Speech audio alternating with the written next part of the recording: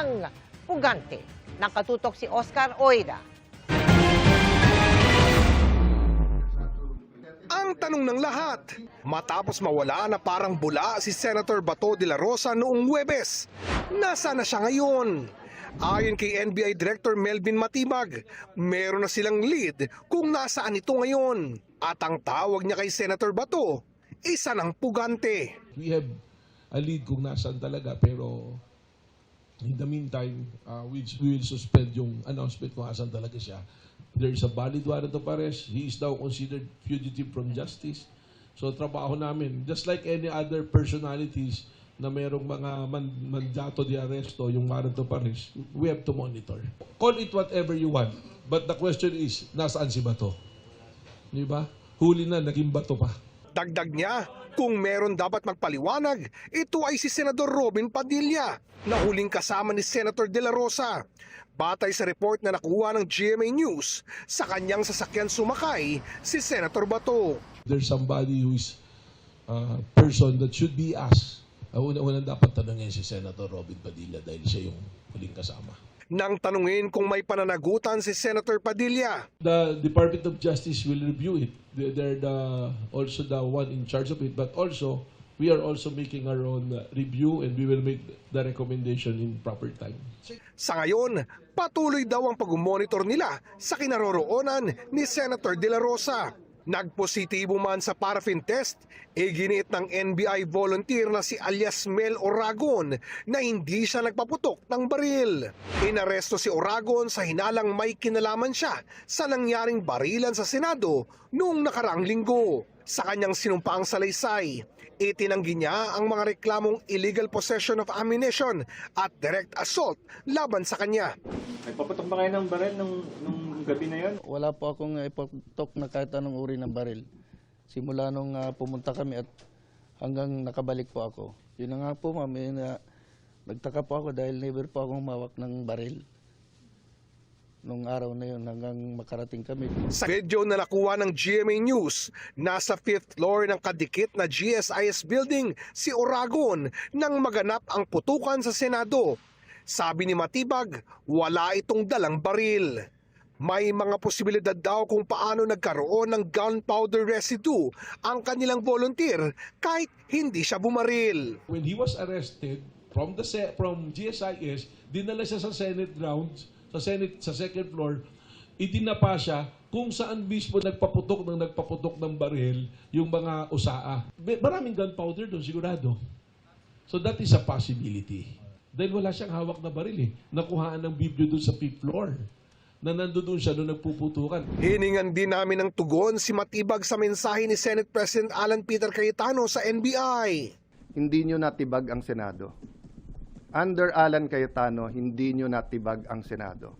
Wala namang intensyon ng NBI or anybody from the side of the executive na tibagin yung Senado. We are there to promote law and order. At sa sinabi ni Cayetano na dahil sinuspindi ng ombudsman si Mau Aplasca bilang Senate Sergeant at Arms, dapat daw masuspindi rin si Matibag. Siguro yung sinasabi because I'm the head of the NBI kaya dapat suspindihin ako dahil command responsibility ko yung mga tao. Tama po ba? Eh kung ganun po yung magiging basehan, ang unang suspindihin dapat si Senator Alan Peter Cayetano dahil command responsibility niya si Sergeant at Arms eh. Hinihinga namin ng pahayag dito si Cayetano. Oscar Oida, nakatutok, 24 oras. Hindi tulad ng imported rice, hindi nagtakda ng price ceiling o limitasyon sa presyo ng lokal na bigas. Ang napagkasundoan lang, suggested retail price para sa lokal na bigas sa halagang 53 pesos kada kilo. At nakatutok si Bernadette Reyes. Kumilos ang Department of Agriculture para mabalanse ang kapakanan ng mga magsasaka at kanilang kita at ang lalim ng bulsa ng mga mamimili. Sa isang pahayag, sinabi ni Agriculture Secretary Francisco Chulo Real Jr. na nagkasundo sila ng mga rice industry stakeholders na magtakda ng suggested retail price at ito ang ipapatupad ng DA. Nagkasundo na rin ng DA at mga stakeholders na itakda sa 53 pesos kada kilo ang suggested retail price sa presyo ng local rice. Pagdiin ni Laurel ang 53 pesos ay hindi price ceiling, kundi isa lamang guide para sa mga consumer sa patas na presyo ng local rice. Sa pwestong ito sa Agora Market sa San Juan, umaabot hanggang 58 pesos ang per kilo ng local rice. Ngayon tumataas ang local. Ang itinaas na ng local, nasa 30 pesos na ang 25 kilos. Kasi tapos na anihan, wala na silang makukuhang palay. Kakayanin naman yung mga hindi ganong magandang klase ng local rice. Suggested retail price ng local should be about 53 pesos per kilo. Suggested lang yun, suggested. It is a guide to the consumers na kung meron kayo nakita ng mas mahal dyan, makipagtawaran na lang kayo sa inyong mga suking tindera. May price cap sa imported rice pero umaabot pa rin sa 60 pesos kada kilo ang ibinebenta ng ilang retailers sa Paco Market sa Maynila. Pakitago nyo na lang to. Inabutan sila ng mga tauhan ng Department of Agriculture at pinagsabihang sumunod sa itinakdang presyo na 50 pesos per kilo. Meron silang 50 peso para sumunod sa price cap pero meron din silang imported rice na dinagay nila 60 peso at pinagtatanggal ko nga yung mga signs nila at kinausap ko yung mga may-ari o mga bantay na kung pwedeng palitan nila yung kanilang presyo dahil meron tayong batas na susundin. Namahagi rin ng DA ng mga pamphlet na naglalaman ng impormasyon tulad ng mga brand ng bigas na dapat ay ibinebenta sa halagang 50 pesos. Binigyan namin sila ng warning lang ngayon at susunod na bumalik kami kung ganun pa rin, ay i-issuehan na sila ng notice of violation at repeated offense, kaso na yan o kaya pasasara namin yung kanilang tindahan. Git naman ng ilang rice retailer. Malungkot po kasi sa tumal ngayon, yung bigas ko pa mataas na po talagang presyo kuha ko pa. Kaya supplyan na lang kami ng ginto para bumaba rin yung bigas. Pero umaaray rin ang mga mamimili sa presyo ng bigas na umaabot ng 60 pesos o higit pa. Tulad ng may-ari ng karinderya na si Rosel. Yung 52 kasi pang kantin. Kasi kailangan pag kantin kasi kahit papano masarap naman yung binibenta mo. Yung pang sarili? Yung tag 20. Opo. Oo, kasi kailangan naman magtipid eh. Sa kwenta ng DA, 38 pesos lang kada kilo ang presyo ng imported rice na dumarating sa bansa. Kaya kayang ibenta ito sa presyong pasok sa 50 peso price cap. Maaari raw kausapin ng mga rice retailer ang mga supplier na ibalik ang bigas na ibinenta sa kanila sa mataas na presyo. Ayon sa Department of Agriculture, tatagal hanggang June 12 ang umiiral na price cap sa presyo ng imported rice. Bernadette Reyes, Nakatutok, 24 Oras. Pinabulaan ni Senador Raffy Tulfo ang alegasyon ni Senate President Alan Peter Cayetano na tinakot ng minorya ang ilang majority senator para mabawi ang liderato ng Senado. Nakatutok si Mab Gonzalez. There were meetings that took place, calls from both sides, may enticement, may pananakot. Bago mag-convene bilang impeachment court kahapon, pinalutang ni Senate President Alan Peter Cayetano na may pananakot at insentibo umanong inalok sa ilang miyembro ng Senate majority para bumaliktad. Itinanggi ni Senador Raffy Tulfo na may pananakot mula sa minorya para makakuha ng boto para sa Senate presidency. Hindi namin gagawin yun at never ni isa sa amin hindi gumawa ng ganon. We will not do that. Why would we? Sabi ni Tulfo, nagkoko sila ng minorya pero wala anyang usapan ukol sa liderato ng Senado. Pinag-usapan namin kung anong mga approach ang gagawin namin pagdating sa impeachment. Mas maganda siguro magtrabaho na muna kami lahat. Saka namin pag-isipan yung mga kuko na yan.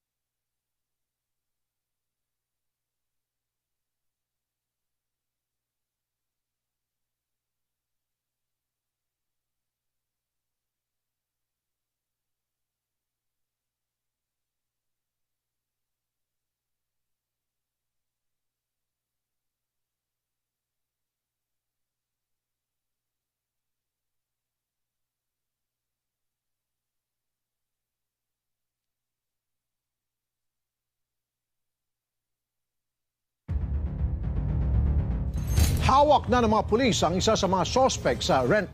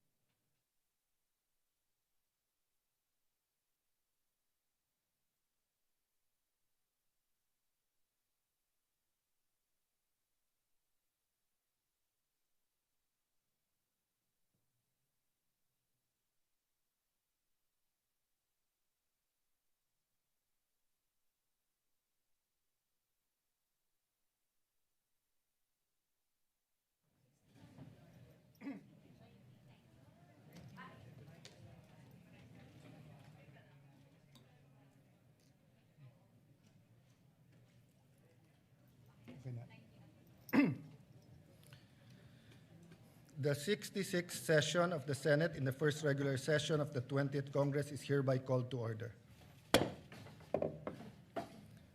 Senator Erwin T. Tulfo will lead the chamber in prayer. Lagay po natin ang ating mga sarili sa harap po ng Panginoong Diyos. Panginoon naming Diyos, time team po kaming sumasama sa inyo.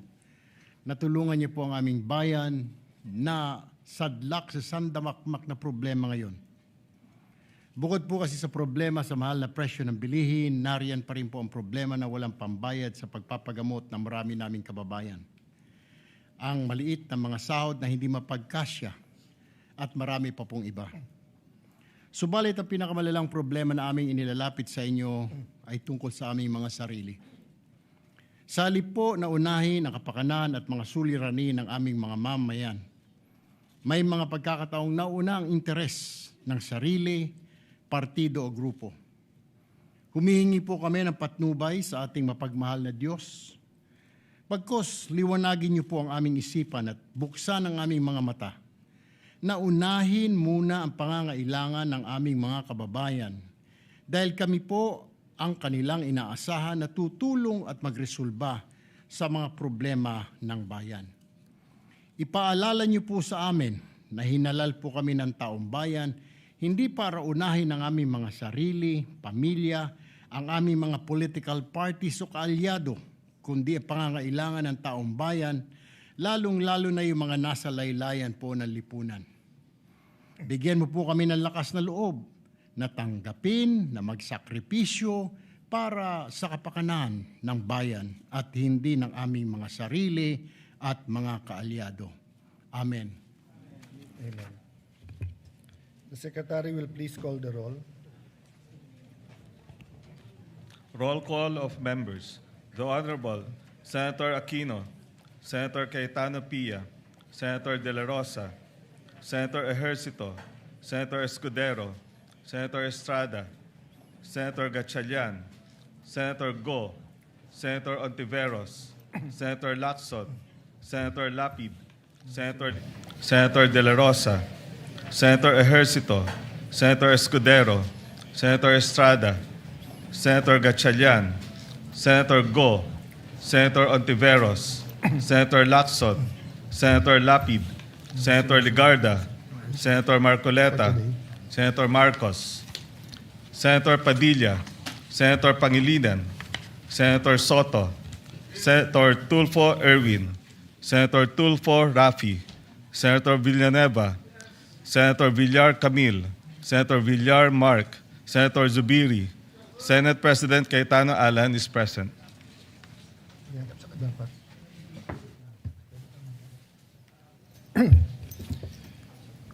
With 23 senators present, the chair declares the presence of a quorum.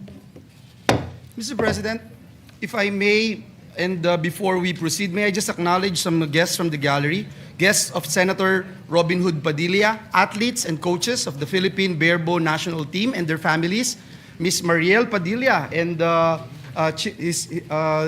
children of Senator Robin Hood Padilla are also here, members of the Padilla family. We welcome them in this August chamber.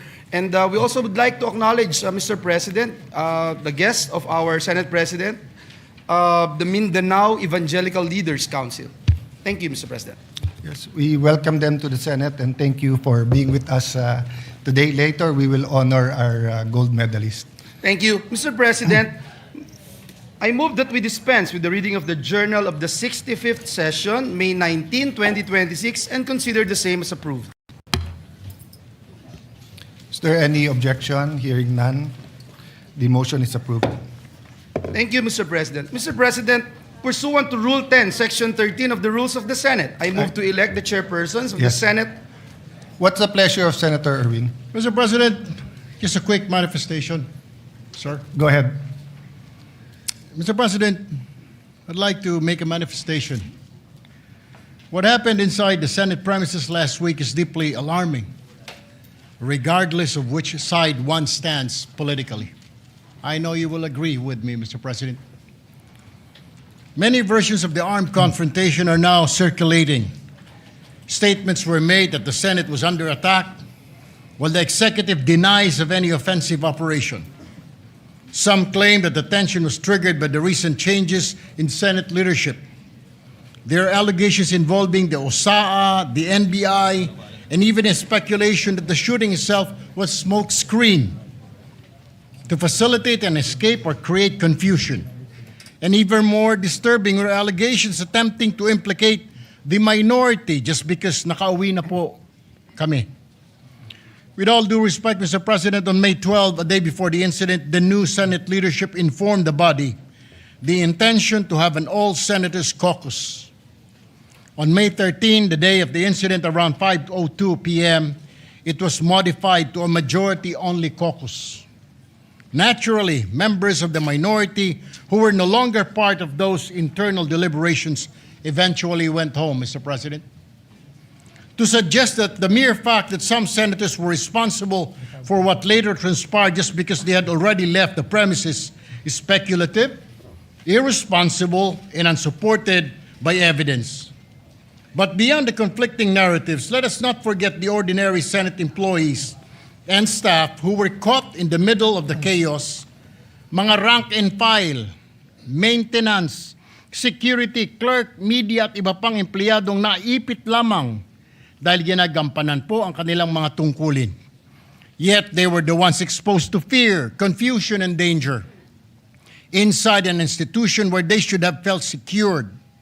Some were traumatized, some feared for their safety. Mr. President, hindi po sila scapegoats at lalong hindi collateral damage. At the same time, we must recognize the larger damage caused by this incident. Mr. President, millions of Filipinos and even the whole world watched this unfold in disbelief. They saw the confusion inside one of the highest institutions of the government. They saw conflicting authorities, conflicting narratives in an atmosphere that appeared closer to disorder than democratic governance. Nakakahiya po sa totoo lang, Ginoong Pangulo. And because the public witnessed, the public deserves the truth. Nakaabang na po ang taong bayan. And they have been waiting since Monday. Una, ano ba ang legal na basihan sa pagpasok ng mga otoridad sa bisinidad ng Senado kung meron man po? Pangalawa, nagkaroon ba ito ng formal na koordinasyon sa pamunuan ng Senado bago isinagawa ang operasyon at ano ang naging direktiba ng liderato kaugnay rito? Pangatlo, ano po ang mga partikular na aksyon na nag-udyok at naging mitsa ng putukan? Meron bang provokasyon mula sa alinmang panig? At aling ahensya o sino-sinong individual ang direktang responsable sa pagpapaputok ng mga baril? Alam ko po, Ginoong Pangulo, wala po kayo roon, bagkos kayo po ay nakasalalay lamang sa mga report na ibinibigay po sa inyo. Naintindihan ko po yun. Pangapat, anong mga hakbang ang ginawa upang masigurong ligtas po ang mga senador, mga empleyado at ang media bago at matapos maganap ang insidente? Ang panghuli, ano-anong mga ebidensya po ang nakalap upang magbigay linaw sa tunay na pangyayari? Ginoong Pangulo, when law enforcement operations intersect with the authority privileges and internal security protocols of another branch of government, there must be clarity, not confusion, restraint, not escalation.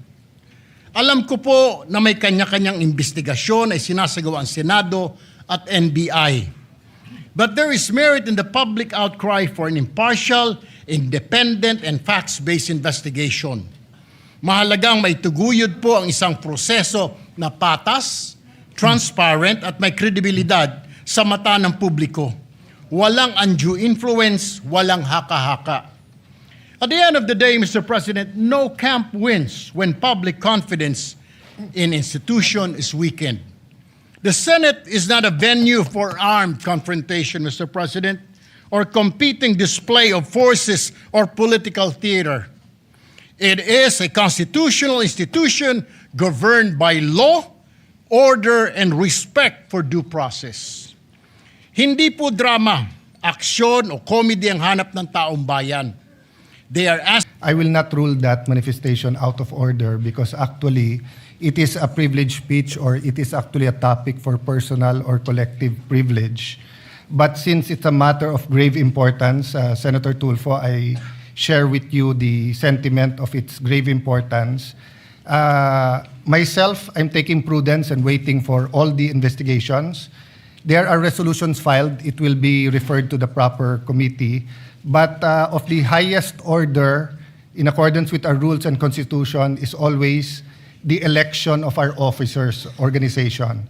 So unless anyone has a higher motion now, because actually members of the majority have also asked to speak on that matter.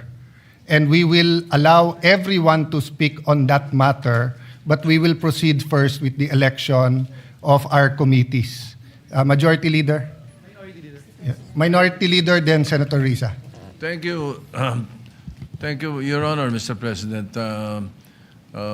We concur, but the reference, the referral of the speech and the forthcoming resolutions will be later on. Yes. Well, it's not a speech. It's a it's a manifestation. So unless there's a motion to refer, which let's harmonize it later on with the resolution filed by the minority. Yes, so that we do not refer it to different committees. Yes, I will like to file for a motion later on for the referral.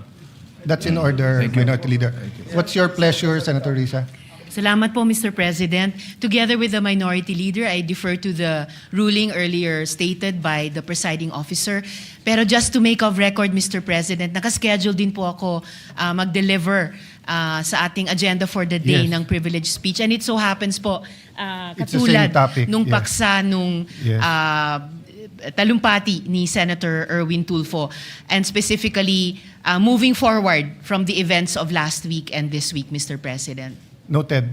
So, and I look forward to being able to deliver that within today's session, Mr. President. Okay. Noted. So can we go to the Thank you, Mr. President. Senator Tulfo. So unless this has to do with the election, we will defer all of those manifestations later in accordance with our rule. What is the reason that you rise, Senator Tulfo? Mr. President, manifestation of support lang sana. Sorry, Senator, I made a ruling already supported by the... But I will go to you right after. Majority Leader, please recognize Senator Tulfo right after you read the committees. Maraming salamat po. Yes, Mr. President, with that, may I just move that we refer the manifestation of Senator Erwin Tulfo and the manifestations that were mentioned to the Committee on Rules? We will wait for the Minority Leader when we read the... the resolution I withdraw later the motion, on. Mr. President. Maybe we will take a quick... therefore, Mr. President, we will go now to the previous motion of this representation pursuant to Rule 10, Section 13 of the Rules of the Senate. I move to elect the chairpersons of the Senate Permanent Committees. I so move, Mr. President. Is there any objection? Hearing none, please proceed. Senator Pia Cayetano as chairperson of the Committee on Accountability of Public Officers and Investigations. Vice Senator Panfilo Lacson. So move, Mr. President. Any objection? Hearing none, Senator Pia is hereby elected. Senator Amy Marcos, chairperson of the Committee on Foreign Relations. Vice Senator Erwin Tulfo. So move, Mr. President. Any objection? Hearing none, Senator Amy is hereby elected. Senator Camille Villar, retained as chairperson of the Committee on Environment, Natural Resources, and Climate Change. So move, Mr. President. Any objection? If not, Senator Camille Villar is hereby elected to such committee. Senator Robin Hood Padilla as chairperson of the Committee on Constitutional Amendments and Revision of Codes. Vice Senator Francis Pangilinan. So move, Mr. President. Any objection? Hearing none, Senator Robin Padilla is hereby elected to that committee. Senator Camille Villar as chairperson of the Committee on Government Corporations and Public Enterprises. Vice Senator Mark Villar. So move, Mr. President. Any objection? If not, Senator Camille Villar is elected to that. Mr. President, as earlier committed, Senator Raffy Tulfo would like Senator to Tulfo, I apologize. Thank you very much for the adhering to the ruling of the chair. We will now recognize you. Afterwards, Senator Risa is raising her hand. Mr. President, I would like to associate myself with the manifestation of Senator Erwin Tulfo. Meron lang po akong konting katanungan. Meron ho bang standard operating procedure manual ang ating USAA? Number one. Number two, pagdating po sa pag-handle ng firearms, are these the members of the USAA, are they trained? And then number three, ano-ano ho bang qualifications dito mga members ng USAA natin? Who are they? What are their qualifications to be chosen as members of the USAA? Yun lang po, Mr. President. Yes.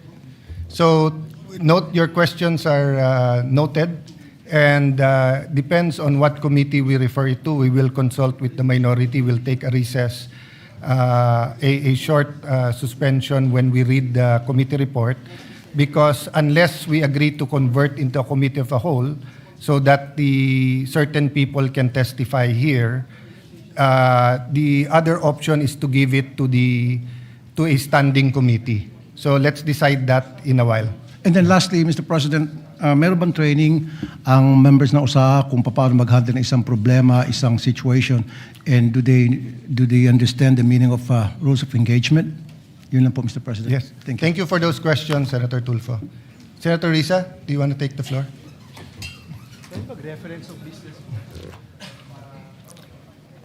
Yung sa summary. Salamat po, Mr. President. Mr. President, I rise on a matter of personal and collective privilege. Mr. President, halos isang linggo na matapos ang habulan at barilan dito sa Senado. Sa loob-loob ko, hindi ako mapanatag na simula nung Lunes, ang ipinapakita natin ay para bang walang nangyari. Na para bang hindi nabastos ang ating institusyon, ang ating mga empleyado at ang mga Pilipino. Hindi maliit na bagay ang nangyari dito. At lalong hindi dapat inaasa sa mga Facebook Live, press conferences at media interviews ang pagtatahi-tahi ng mga pangyayari. Ganito na ba talaga kababa ang inabot ng ating politika sa Pilipinas? Ito na ba tayo, Mr. President? Tuluyan na bang nilihis ng politika ang ating mga pamantayan sa pakikipagkapwa? The situation stooped so low that here, in and around these same august halls, may pwedeng magkasa ng barel sa harap ng mga sibilyan. Dear colleagues, kahit kailan, hindi yan nangyari sa Pilipinas. Kahit panahon ng kudeta, not even during the darkest days of martial law did gunfire erupt within our halls. So, whether we stand in the minority or in the majority, the Senate as an institution has sustained a profound injury to its dignity, credibility, and moral authority before the Filipino people. And this frustrates me every day since Wednesday, including in the context of initial findings from the investigation conducted by the Department of Justice, the Department of the Interior and Local Government, and the Philippine National Police, beginning to reveal various points. Patuloy pa rin ang investigasyon, Mr. President, at dapat lang. But still, this needs to be said. Kapag may nagpaputok ng barel, right here in the people's house, kapag naghasik ka ng takot sa mga empleyado, sa media, sa security personnel, at sa mga sibilyan, kapag may natroma dahil sa karahasan, at umuuwing nanginginig at hindi mapakali sa sariling bahay, lampas na ito sa isyu ng pamumulitika. Pambabastos na yan at pang-aabuso sa lahat-lahat ng ipinagkatiwala sa Senado bilang mga lingkod bayan. As we all know, democracy has always made room for disagreement. But, dear colleagues, hindi na ito political disagreement. Hindi na ito isyu ng kampihan. What should trouble us is the manner by which this agreement is being settled. which reflects a broader national discourse that has become more coarse and unforgiving. When aggression is normalized and humiliation is treated as political currency. We cannot have a culture that proudly treats fellow Filipinos as enemies to be defeated, all in the name of clout. Yung mga pagbabanta, pambibintang, pananakit ng damdamin, hindi yan ang dapat ginagawang sukatan ng tapang. Kahit magkakatunggali sa politika, hindi tayo dapat ganyan sa isa't isa, lalo na dito sa Senado. Hindi ito tahanan ng ganyang kababang uri ng politika. Ngayon, higit sa kailanman, dapat manaig ang ating pagka-Pilipino. I refuse to believe na tayong mga Pilipino ay mga bulag na sumusunod sa sinumang politiko. I refuse to believe na wala nang natitirang malasakit, hiya o pagmamahal sa bayan. Kasi ang mga krisis, ang mga sakuna, hindi yan nagtatanong kung sinong kakampi mo sa politika. Lahat tayo tinatamaan at lahat tayo may responsibilidad. At tayo mismo, dito sa Senado, kaya nating magkasundo. In fact, all of the laws I myself have championed could not have passed without the support of those from across the political aisle. And I refuse to believe that this institution that has crafted laws for the most marginalized, that has conducted crucial investigations, that have moved the needle at various political junctures, is beyond repair or redemption. Let us remember, Mr. President, that we have a bicameral legislature with a Senate elected at large, precisely to have a body that can rise above parochial concerns and craft a vision for the entire nation. At kaya kong sabihin ng buong puso that this Senate has, at its best, shown that disagreement does not destroy our common duty. We have passed laws across party lines. That is why we cannot act as though nothing happened last week. Alam natin ang tama at mali. Alam natin kapag sumosobra na. And this is what our country needs from us now. For the Senate, in this difficult hour, to reflect the best of our people. May we prove worthy of the trust that our people have placed in us. Marami pong salamat sa inyo at sa lahat, Mr. President. Before I recognize Senator Pia and Senator Marcoleta, you know, the curious thing is the prayer of Senator Kiko and the prayer of former Senate President Tito Soto yesterday. We all agree with it. We're just looking at it from different sides of the political lens. And many of your statements today, Senator Risa, many of us, if not all, agree. But we all won't agree that parang walang nangyari. I don't know where that came from because I don't think anyone is treating it trivially. It's just a matter of how we can focus on it given that there is a real economic crisis, crisis of prices, oil crisis. Our stock is running out. We're convening into an impeachment court. You know, our staff are overwhelmed by the number of investigations, by the number of subpoenas that are here. They're asking us to produce so many things while we're also doing our own. So while we will agree with you and let's discuss later on which committee, I do not think anyone is acting as if parang walang nangyari. Senator Pia or Senator Marcoleta? Thank you, Mr. President. Mr. President, may I ask if Senator Risa would yield to a few questions? Can we take a minute suspension?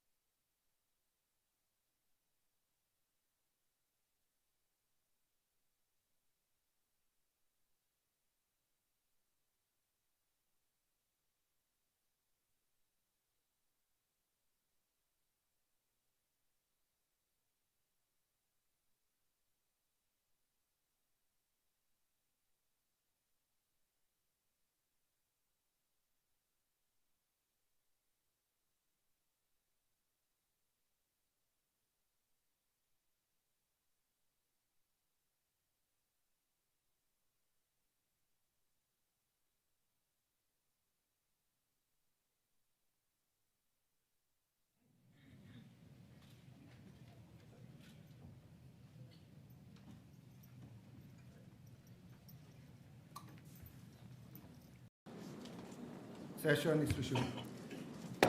Before we ask the Majority Leader and Senator Marcoleta their pleasure, may I request from the members, I told the Minority Leader, the former Senate President, that this is an emotional issue, not only for us, but for the whole country, given this is the Senate of the Philippines.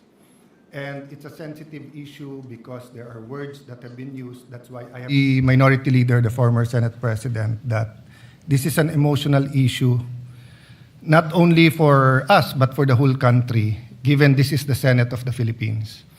And it's a sensitive issue because there are words that have been used. That's why I have tried to be deliberate, wait not only for a partial investigation, but independent, wait for every investigation to come in. Now, many members of the majority who were here want to speak on that measure. Having said that, number one, we have athletes here and I don't want to keep them here the whole day. Number two, I was about to report this, that as Senate President, I respectfully informed the body that earlier today, 20 May 2026, the summons in relation to the articles of impeachment filed against VP Sara Duterte was duly served upon respondent Vice President Sara Z. Duterte. A copy of the summons was likewise furnished to the prosecution panel on the same date. Under the applicable rules, respondent is given 10 calendar days from service of summons within which to file her answer, and counting 10 calendar days from 20 May 2026. The last day would ordinarily fall on Saturday, 30 May 26. However, since the last day falls on the Saturday, the period shall not run until the next working day. Accordingly, the deadline for respondent to file her answer is on Monday, 01 June 2026. Furthermore, upon the prosecution panel's receipt of the respondent's answer, the prosecution shall have 5 calendar days from receipt within which to reply if they opt to do so. The deadline for the reply shall be computed from the day the prosecution actually receives the answer. I say this because we have to discuss the impeachment calendar, and the staff is ready to brief us. And if we can give this priority, because we have to discuss it vis-a-vis the legislative calendar, vis-a-vis the committee hearings and the session.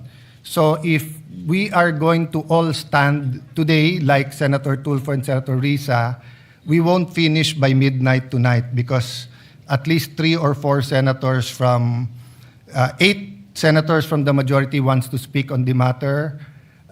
There might be, if not those who want to speak in the minority, those who want to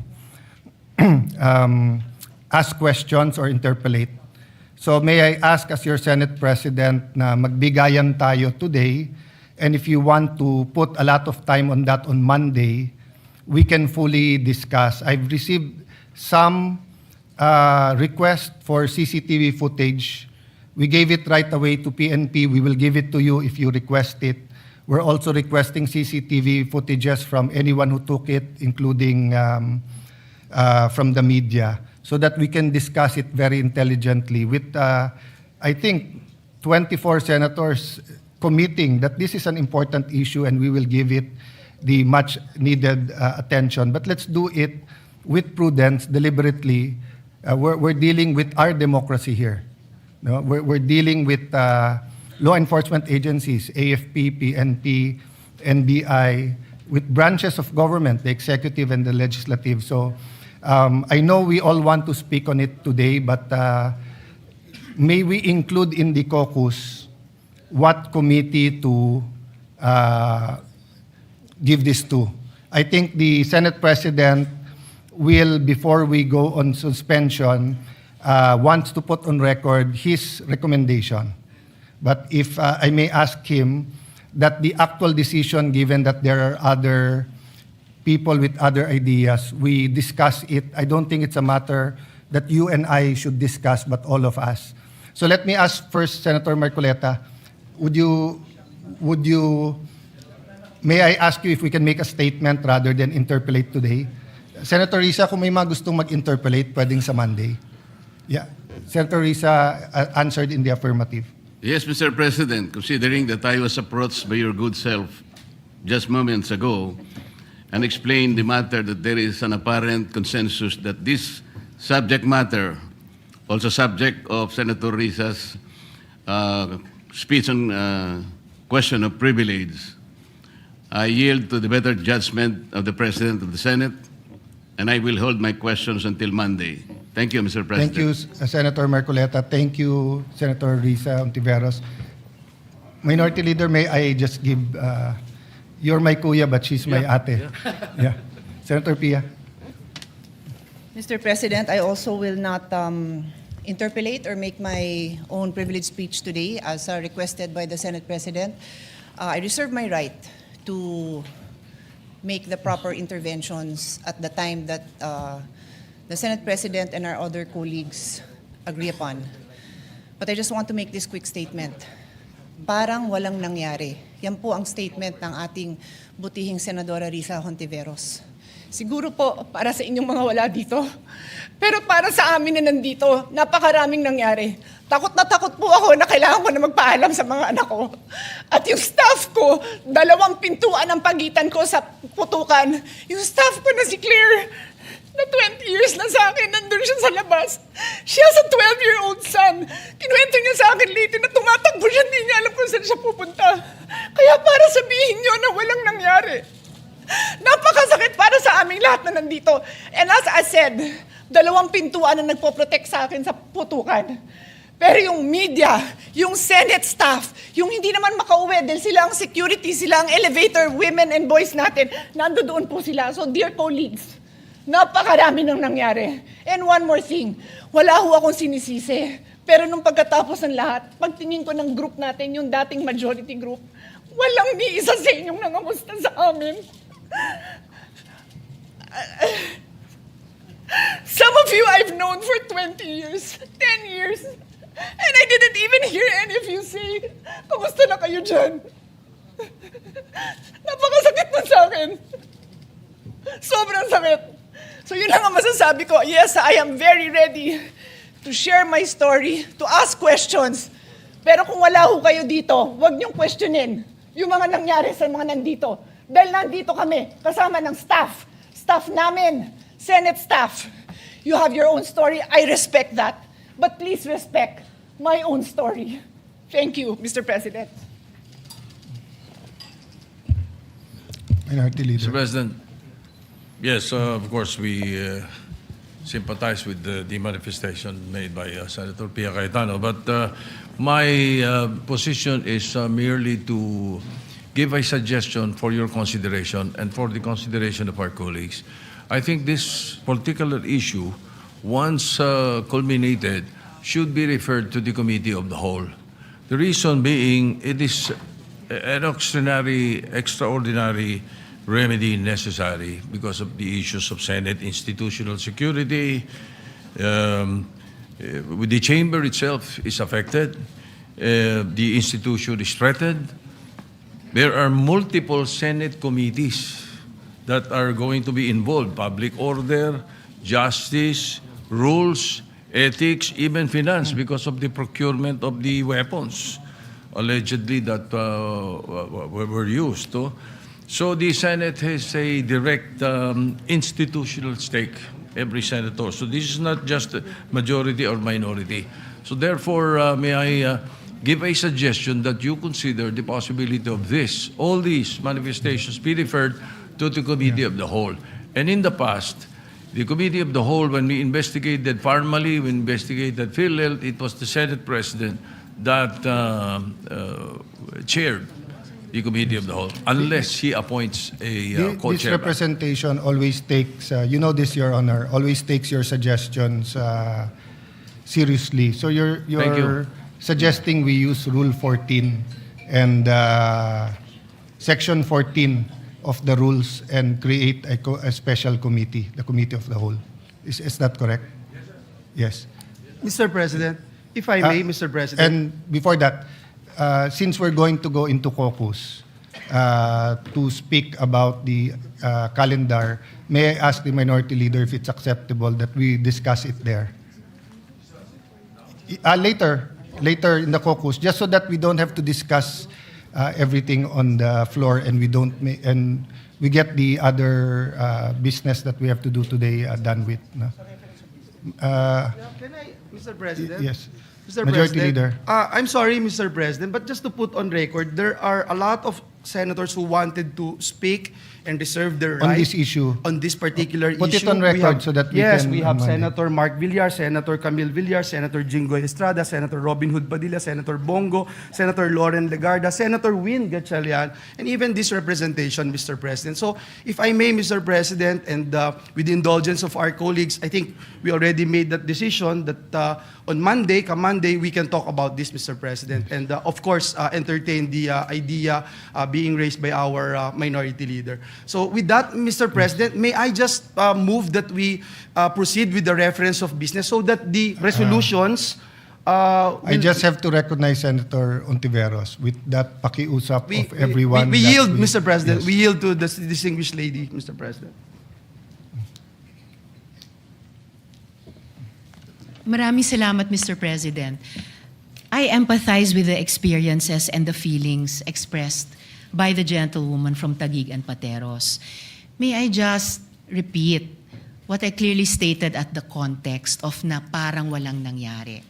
I'm talking about ngayon, after those terrible events that caused fear and a lot of other negative emotions and experiences sa ating mga colleagues, sa ating mga Senate staff, sa security unit dito at sa Senate media. Yun po yung punto ko. And it is akin to one of the points raised by Senator Erwin earlier, before my privileged speech. But let So me just assure to you correct that's not that, the Mr. case. President. In fact, I have to deal with the security of the Senate every day. I'm just not telling you everything that we have to deal with now to make sure that there's no bombs in the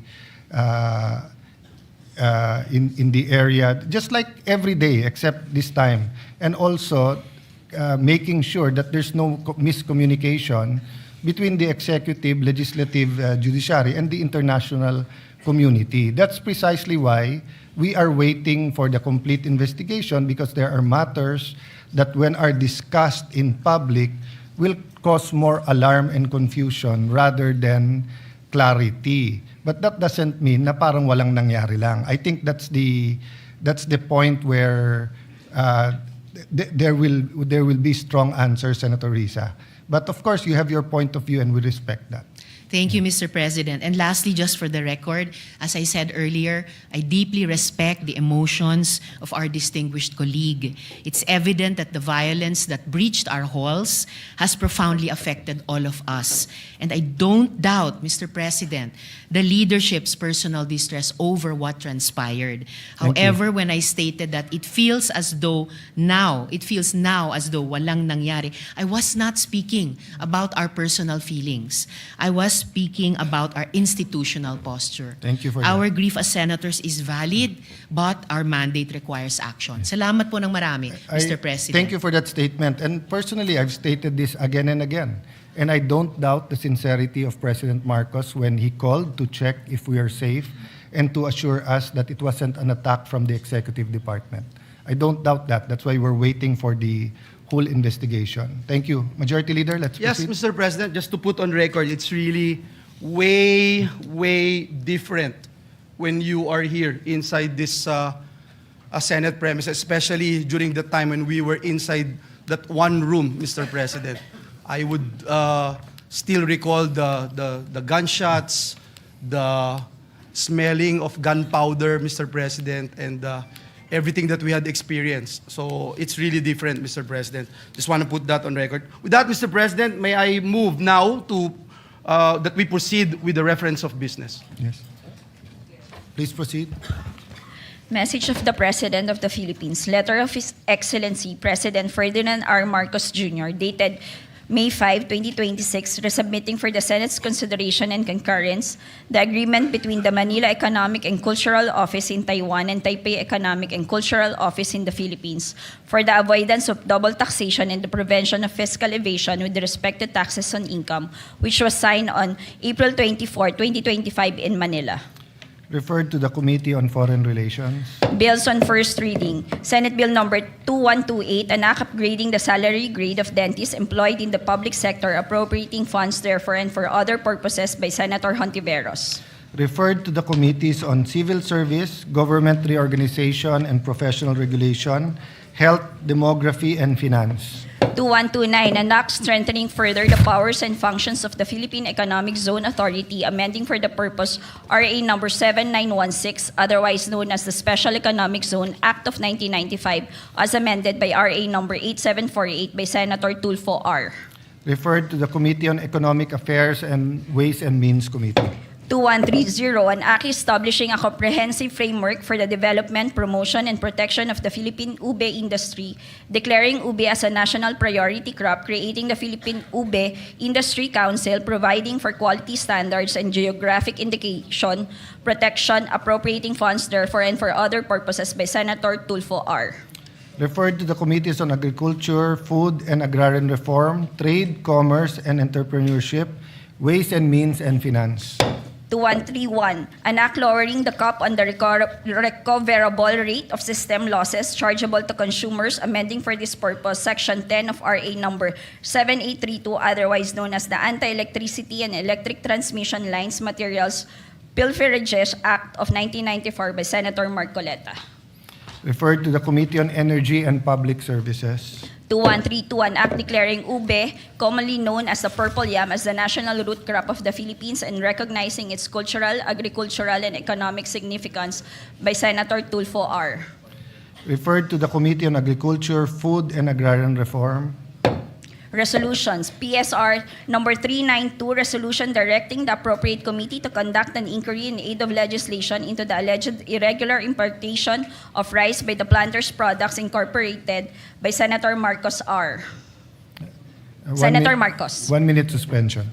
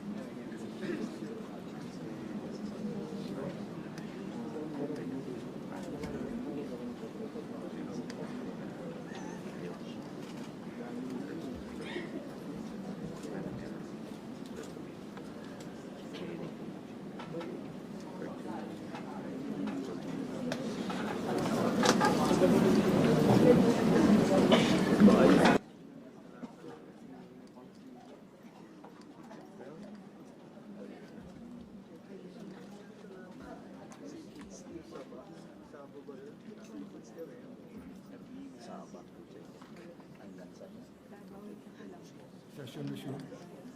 Referred to the Blue Ribbon Committee.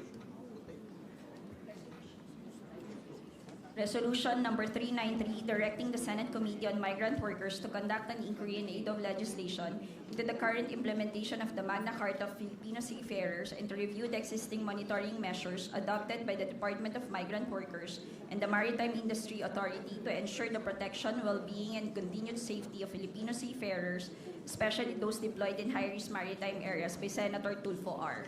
Referred to the Committee on Migrant Workers. 394, congratulating and commending the Philippine National Barebow Archery Team for winning 1 gold and 2 bronze medals in the Malaysia Barebow Asia Championship by Senator Padilla. Referred to the Committee on Rules. 395, expressing the sense of the Senate, urging Senator Ronald Bato M. De La Rosa to voluntarily surrender to the proper authorities and seek judicial remedies in accordance with the Constitution and applicable laws and rules by Senators Pangilinan, Soto III, Lacson, Hontiveros, and Aquino IV. Referred to the Committee on Rules. 396, directing the appropriate Senate committee to conduct an inquiry in aid of legislators and seek judicial remedies in accordance with the Constitution and applicable laws and rules by Senators Pangilinan, Soto III, Lacson, Hontiveros, and Aquino IV. Referred to the Committee on Rules. 396, directing the appropriate Senate committee to conduct an inquiry in aid of legislation into the reported entry, presence, deployment, participation, or involvement of personnel of the National Bureau of Investigation, other law enforcement or security agencies, and private individuals in the incidents that took place within or in the immediate vicinity of the Senate premises on May 11, 2026 and May 13, 2026, including the discharge of firearms, security breaches, and any attempt to implement, facilitate, or enable an arrest or custodial transfer within Senate premises by Senator Marcos. Minority Leader, may I consult whether you want me to initially refer to Committee on Rules, or will we defer first the referral of all resolutions with the same nature and including the manifestation of Senator Erwin Tulfo and the statements of Senator Ontiveros? Should we give it first the rules or defer muna any referral? If you please, Your Honor, either to the Committee of the Whole or...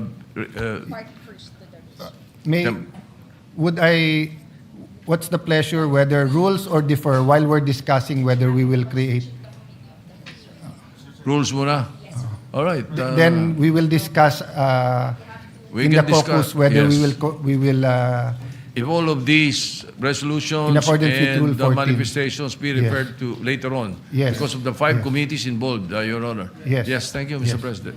Senator Pangilinan? Yes, Mr. President, I was just going to suggest, but it has already been suggested, that this be first referred to the Committee on Rules, subject to a possible referral to perhaps the Committee of the Whole. And with the permission of Senator Tulfo and Senator Tiveros, we'll refer your statements today to the Committee on Rules and take it together.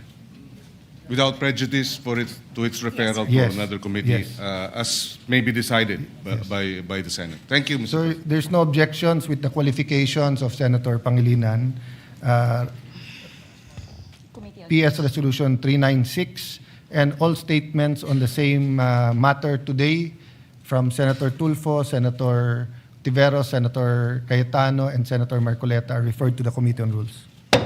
397, resolution directing the appropriate Senate committees to conduct an inquiry in aid of legislation into the shooting incident that occurred within the Senate premises on May 13, 2026, with the end in view of strengthening security protocols, protecting the integrity and independence of the Senate as a democratic institution, ensuring the safety of Senate personnel and the public, and reviewing existing laws, rules, and coordination mechanisms governing security in government institutions by Senator Aquino. Referred to the Committee on Rules. 398, commending and congratulating Team Pilipinas Poveda and Enciende for winning the gold medal for Open Hip Hop in the 2026 International All-Star Federation Dance Worlds and silver medal for Junior Hip Hop in the 2026 International Cheer Union World Championships by Senator Go. Referred to the Committee on Rules. 399, commending and congratulating the Gilas Pilipinas Women 3x3 team for winning the silver medal in the 2026 FIBA 3x3 Asia Cup by Senator Go. Referred to the Committee on Rules. 400, commending the Senate media for their bravery and professionalism during their coverage of the May 13, 2026 shooting incident at the Senate by Senator Hontiveros. Referred to the Committee on Rules. Before the additional reference of business, Majority Leader, you want to make a motion?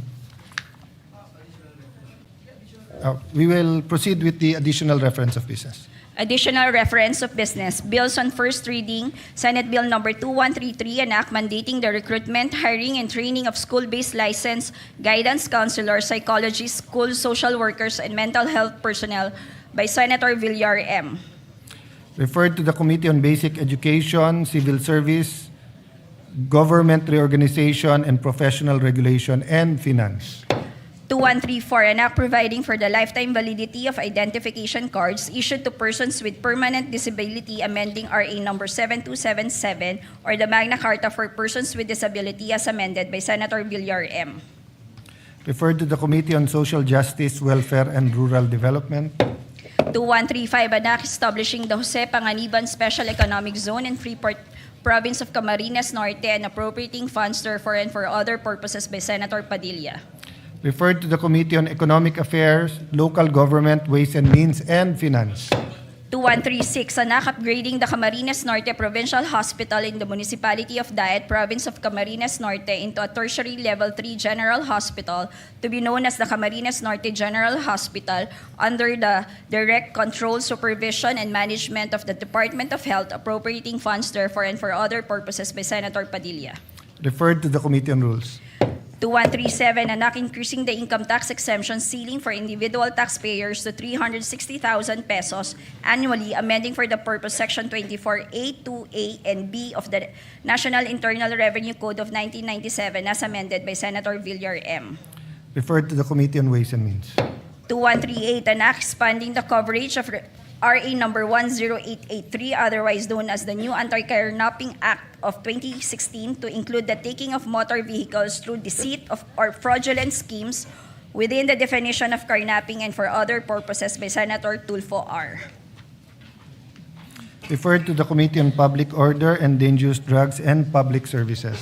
Resolution PSR number 401, urging the Committee on Sustainable Development Goals, Innovation, and Futures Thinking to conduct an inquiry in aid of legislation on the Philippines' preparedness for the projected 2026 El Nino phenomenon and its impact on food security, water resources, public health, and environment by Senator Cayetano P. Referred to the Committee on Sustainable Development Goals, Innovation, and Future Thinking. 402, urging the Senate Sergeant-at-Arms to undertake comprehensive capacity-building training programs and to develop, adapt, and institutionalize a formal operations manual to ensure professional, coordinated, rights-based, and effective security operations within the Senate of the Philippines by Senator Tulfo R. Referred to the Committee on Rules. Mr. President. Senator Pangilinan.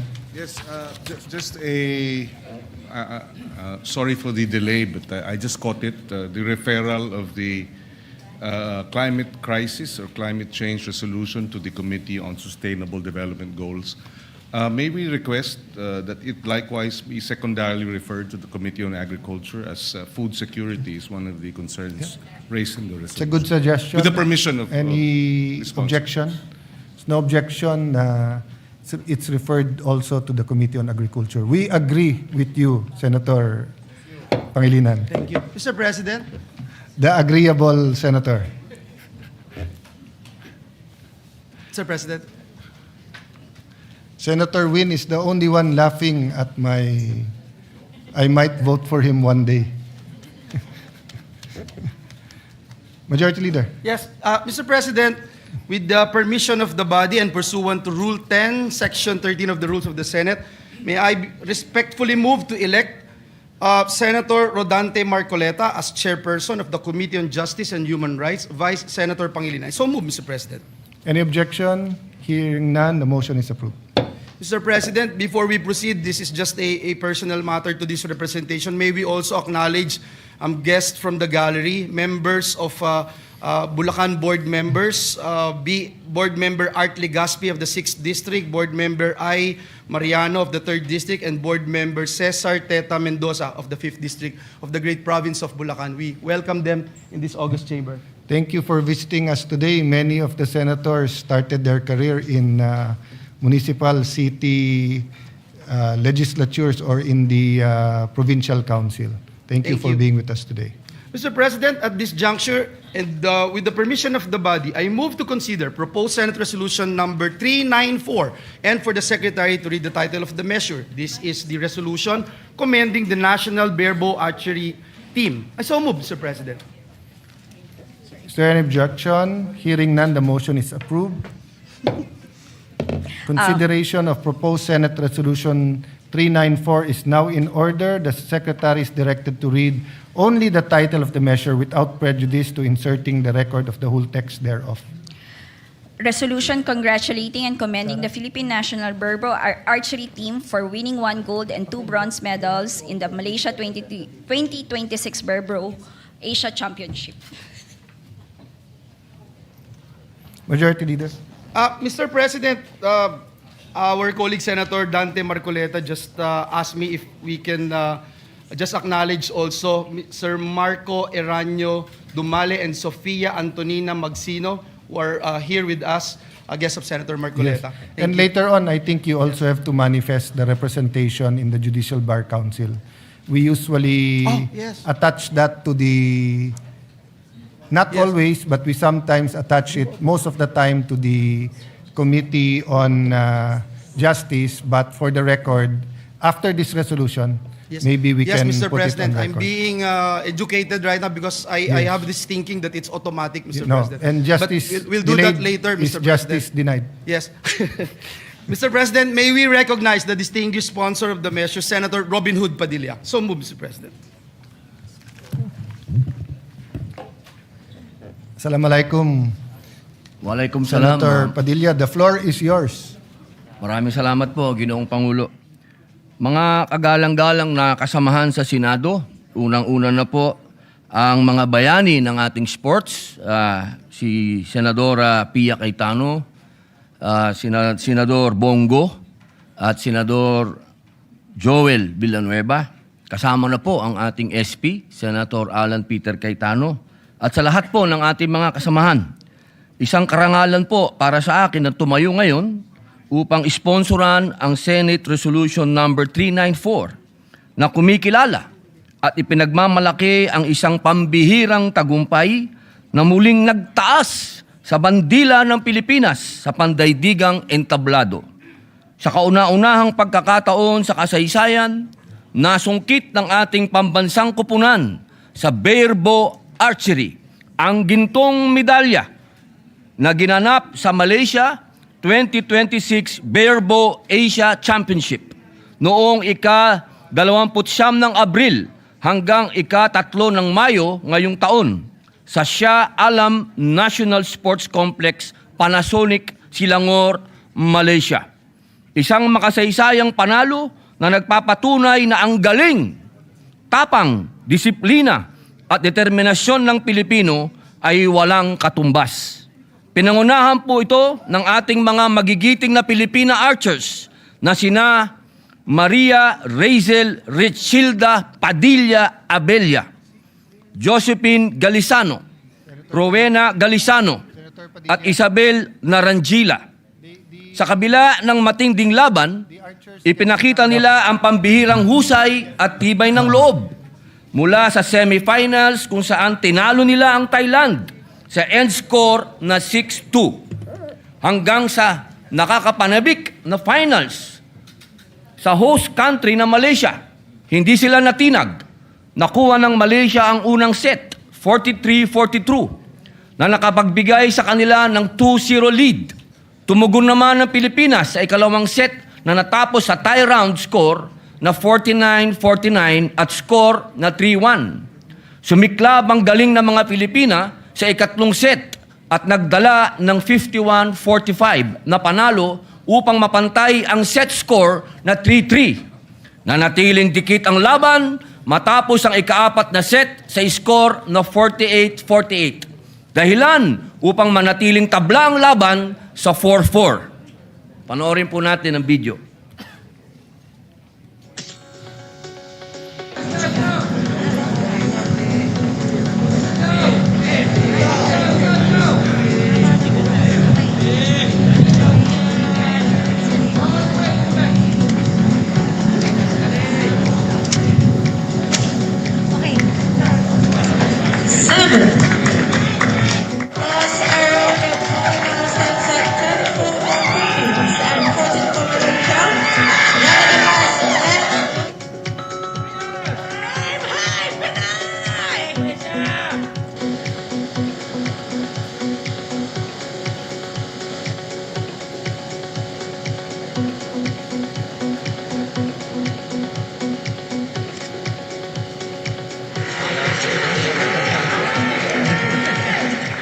Sa huli, Ang kampyonato ay napagdesisyonan sa pamamagitan ng isang shoot-off kung saan nanatiling kalmado at matatag ang ating Philippine Barebow Women's Archery Team.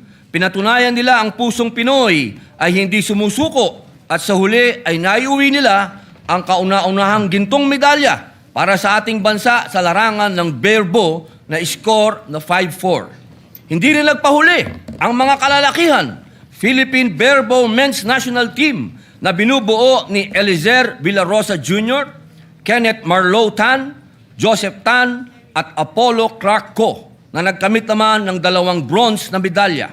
Isa rin itong napakalaking tagumpay na nagpapatuloy na lumalakas at umuulad ang larangan ng archery ng Pilipinas. Lalo pong kahanga-hanga ang kanilang tagumpay dahil ang mga nasabing barebow teams ay halos self-funded.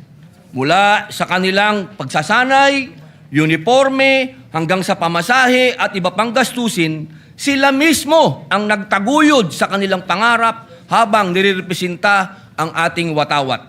Sa kabila ng limitadong suporta, nanaig ang kanilang dedikasyon at pagmamahal sa bayan. Magsilbi din sana itong panawagan na dapat nating suportahan ang ating mga atletang Pilipino sa kanilang mga kampanya na magdala ng karangalan sa ating bansa.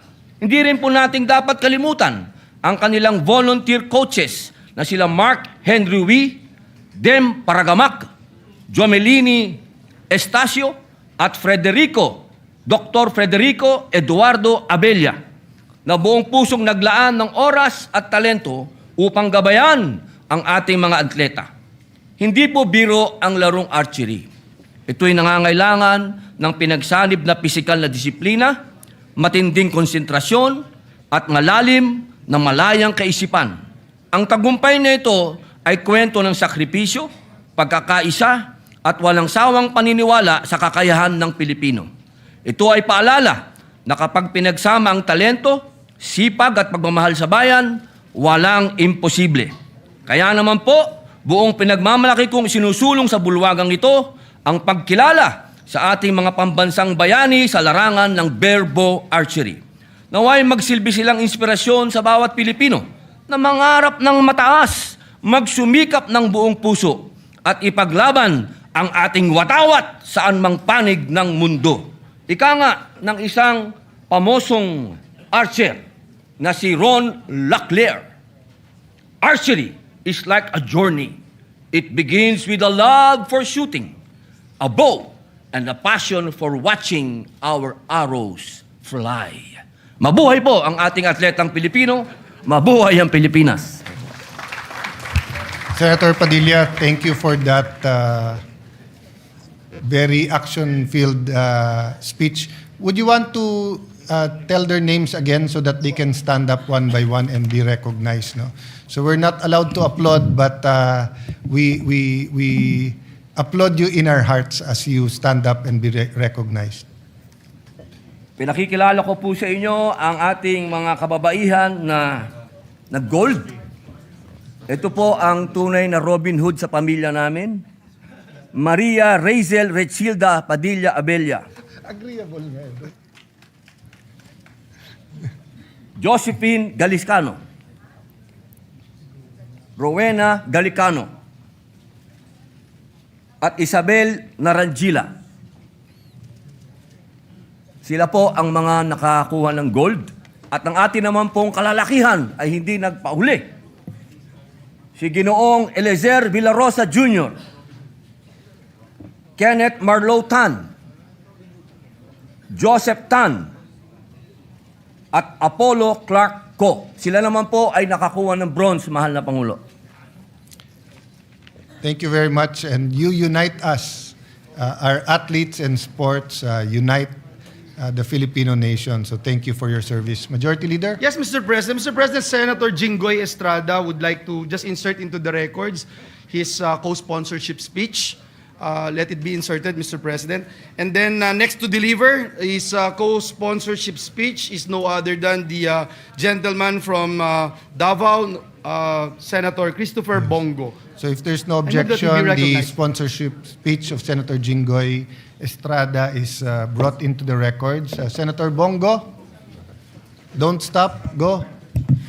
Mr. President, distinguished colleagues, as chairperson of the Senate Committee on Sports, it is with great pride and honor that I rise today to co-sponsor Senate resolution congratulating and commending the Philippine National Bear Bow Archery Team for their outstanding performance in the Malaysia 2026 Bear Bow Asia Championship. Our national bear bow archers brought honor to the country by winning 1 gold medal and 2 bronze medals in this international competition held in Shah Alam, Malaysia. This achievement is a proud moment not only for Philippine archery but for Philippine sports as a whole. Kasama po dito ang kapatid ni Senator Robin Hood Padilla, si Miss Rechilda Padilla Abella. Congratulations po sa inyong lahat. Kaya pala si Senator Robin Hood, malakas ang loob dahil sanay sa archery ito. I have always been a strong advocate of promoting sports development in the country. I firmly believe that sports can positively impact the physical and mental well-being of our citizens and contribute meaningfully to nation building.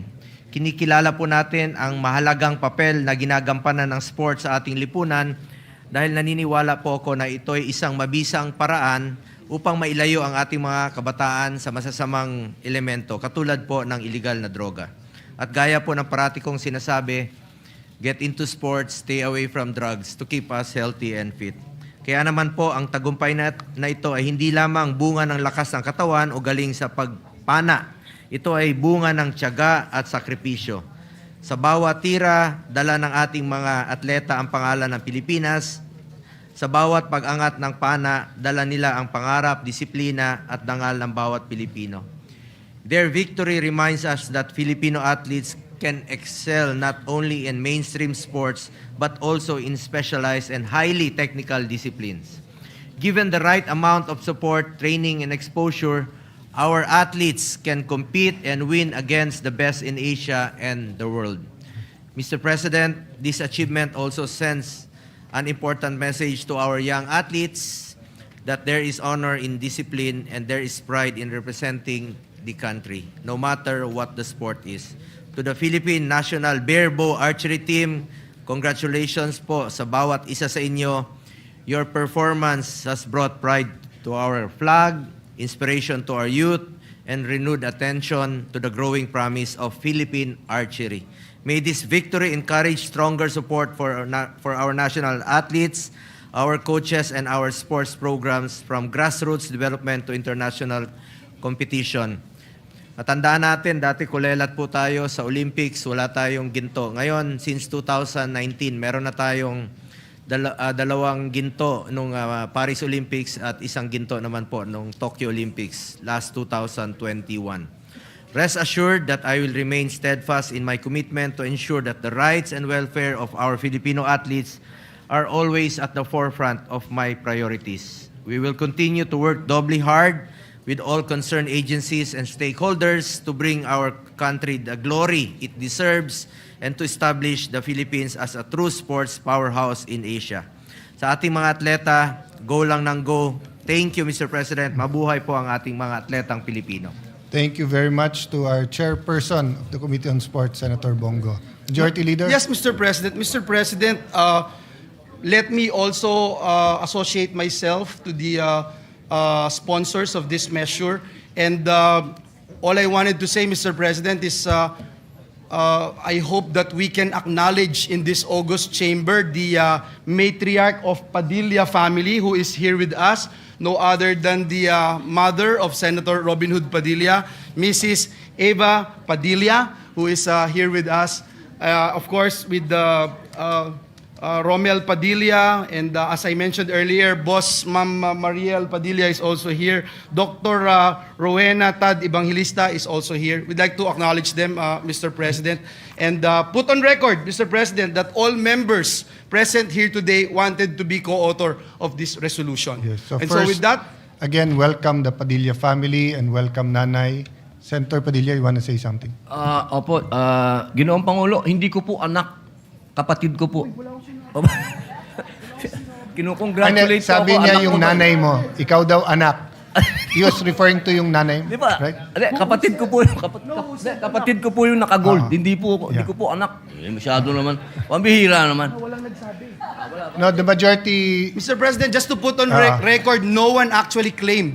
You mean his mother is here and he's the son? Yes, I said the mother is here. Hindi, sabi ni Senator Bongo. Oh, Senator Bongo. Okay.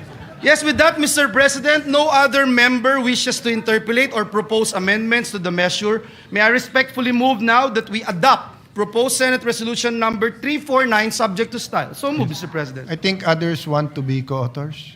I already mentioned, Mr. President, all members present So here today. even the Ateneans want to be associated with archers? Okay. So if there's no objection, the motion is approved.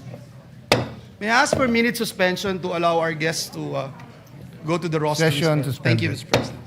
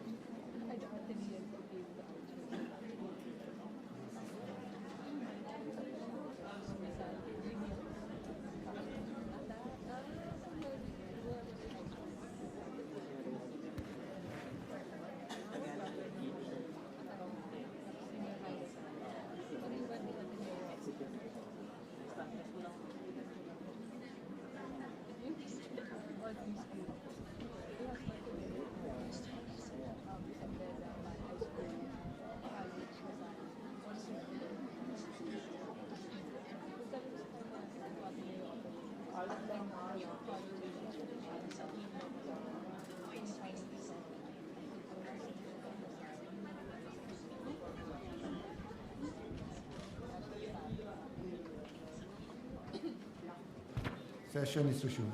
Yes, Mr. President, this juncture and with the permission of the body pursuant to Article 8, Section 8 of the 1987 Constitution, may I respectfully move to elect Senator Marcoleta as the Senate's representative to the Judicial and Bar Council, Vice Senator Francis Pangilinan. So move, Mr. President. Any objection? Hearing none, motion is approved.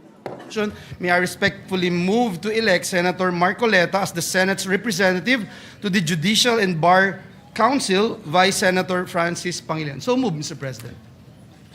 Any objection? Hearing none, motion is approved. Mr. President, may we invite all the members of this August chamber, all senators, for the All Senators Caucus at the lounge to talk about the calendar of schedule for the impeachment proceedings and other matters discussed a while ago in this August chamber. May we invite everyone to proceed to the... And that includes the Secretariat who will brief us on precedents and Yes. On their computation of the number of days from the summons to replies, etc. Yeah. And with that, Mr. President, may I respectfully move that we... Just before that, Senator Tulfo.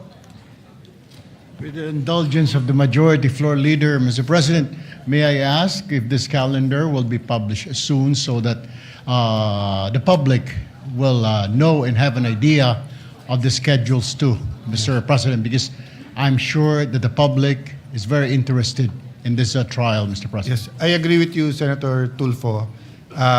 Once we agree we'd rather have consensus rather than vote on it. But if we do have a consensus, please move that we announce it to the public.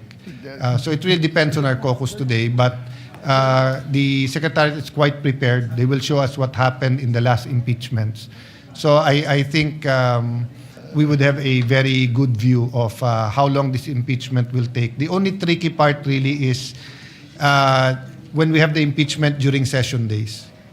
Therefore, Mr. President, can I move that we the calendar, the schedule of this impeachment trial be published so that the public would know, because they are really interested and they're waiting so that they can watch on the TV on social media about the ongoing trial, Mr. President.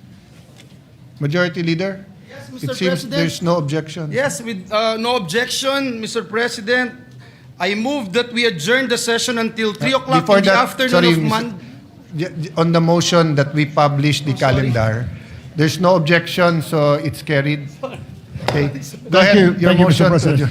Sorry, Thank you, Mr. President. Thank you, Senator Erwin. Mr. President, I move that we adjourn the session until 3 o'clock in the afternoon of Monday, May 25, 2026. So move, Mr. President. So we are adjourned till Monday, May ano ba May Monday? 25, Mr. President. 25 at 3 p.m. Thank you, Mr. President.